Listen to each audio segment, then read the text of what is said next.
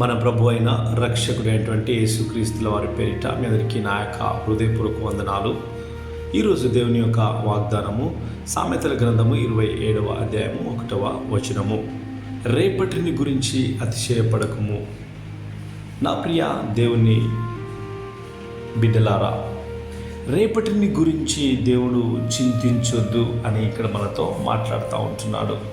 కానీ మనము చాలామందిని రేపటిని గురించి ఆలోచిస్తాము. రేపు నా జీవితం ఏమవుతుందో, రేపు నా ప్రయాణం ఎలాగా సాగుతుందో, రేపు నేను ఒక ఇంటర్వ్యూకి వెళ్ళాలి ఏమవుద్దో, లేకపోతే నేను అనేక విషయాల గురించి మనము చింతిస్తూ ఉంటాము. కానీ రేపటిని గురించి నువ్వు చింతించొద్దు అని దేవుని వాక్యం సెలవిస్తూ ఉంటుంది.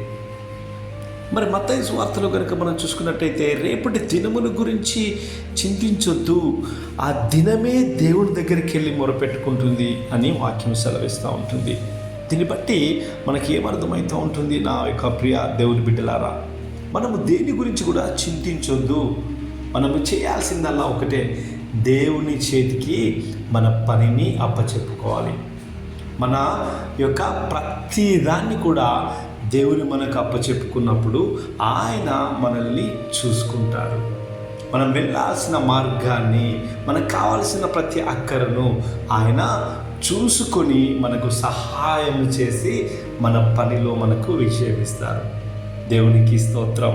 ఈరోజు నుండి నేను చేయాల్సినది నీ జీవితాన్ని ప్రభువుకు అప్పచెప్పు, నీ పనిని అప్పచెప్పు. ఈరోజు నుండి చింతించడం అనేది మానేసేది.